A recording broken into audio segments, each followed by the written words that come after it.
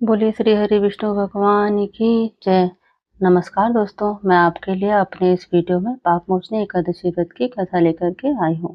पापमोचनी एकादशी व्रत कथा। धर्मराज युधिष्ठिर कहने लगे, हे भगवान, आपने फागुन शुक्ल एकादशी का महत्व बतलाया है।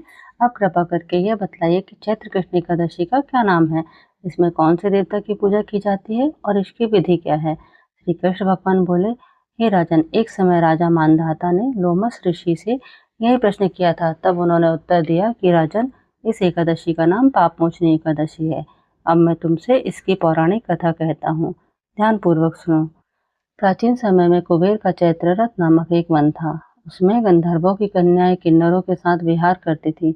वहां सदैव बसंत ऋतु के समान अनेक प्रकार के पुष्प खिले रहते थे। स्वयं इंद्र भी चैत्र और वैशाख मास में देवताओं के सहित वहां आकर क्रीड़ा किया करते थे। वहीं अपने आश्रम में मेधावी नाम के एक ऋषि भी तपस्या में लीन थे। वे शिव के भक्त थे। एक समय मंजुघोषा नाम की अप्सरा ने उनको मोहित करने का विचार किया। वह ऋषि के भय के मारे समीप तो नहीं गई, वरन दूर बैठकर वीणा पर मधुर गीत गाने लगी। उस समय शिव शत्रु कामदेव ने भी मेधावी ऋषि को जीतने की चेष्टा कर रहे थे। उन्होंने उस सुंदर अप्सरा को भ्रू को धनुष, कटाक्ष की डोरी, नेत्रों को संकेत और कुचों को कुरी बनाया तथा मंजुघोषा को सेनापति बनाकर मुनि को जीतने के लिए प्रहार किया। उस समय मेधावी ऋषि भी युवा और हष्टपुष्ट थे।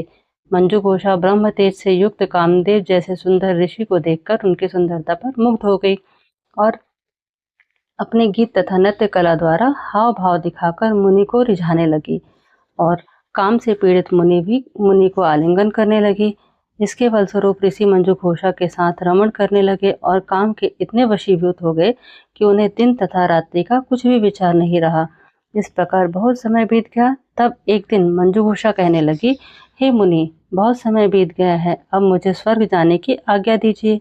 मुनि ने कहा, आज इसी संध्या को तो आई हो, प्रातः काल होने तक चली जाना। मुनि के ऐसे वचन सुनकर अप्सरा कुछ समय तक और रुकी। अंत में उसने पुनः मुनि से विदा मांगी तो मुनि कहने लगे, अभी तो कुछ भी समय नहीं हुआ है, अभी कुछ देर और रुक जाओ। अप्सरा ने कहा, महाराज, आपकी रात तो बहुत लंबी है। आप सोचिए, मुझे यहाँ पर आए हुए कई वर्ष बीत गए हैं। इस अप्सरा की यह बात सुनकर मुनि को समय का ज्ञान हुआ। यह जानने पर कि इस अप्सरा के साथ रमण करते हुए उन्हें 57 वर्ष 9 महीना 3 दिन बीत गए हैं, तो वह उनको काल के समान लगने लगी। अत्यंत क्रोधित हो मुनि कहने लगे, अरे दुष्टा, मेरे कठिन परिश्रम से एकत्र की गई तपस्या को तूने नष्ट कर दिया है। तू महापापिनी और दुराचारिणी है। तुझे धिक्कार है। तूने मेरे साथ घात किया है, इसलिए तू मेरे श्राप से पिशाचिनी हो जा। मुनि के श्राप से मंजुघोषा तत्काल पिशाचिनी हो गई और भयभीत होकर मुनि से प्रार्थना करने लगी, हे मुनि, इस श्राप का निवारण किस प्रकार होगा। अप्सरा के ऐसे दीन वचन सुनकर मुनि बोले, हे भद्रे, यद्यपि तूने मेरा बहुत अनिष्ट किया है, परंतु फिर भी मैं तुझे श्राप से छूटने का उपाय बतलाता हूँ। चैत्र कृष्ण पक्ष की एकादशी पापमोचनी कहलाती है और यह सब प्रकार के पापों का नाश करने वाली है। यह व्रत करने से तू पिशाच योनि से मुक्त हो जाएगी। ऐसा कहकर मेधावी ऋषि अपने पिता च्यवन ऋषि के आश्रम में गए। मेधावी को देखकर च्यवन ऋषि कहने लगे कि अरे पुत्र, तूने ऐसा क्या किया जिससे तेरा सारा तप तेज क्षीण हो गया। मेधावी ऋषि कहने लगे, पिताजी, मैंने अप्सरा के साथ रमण करके घोर पाप किया है। अब आप इस पाप से मुक्त होने का प्रायश्चित बतलाइए।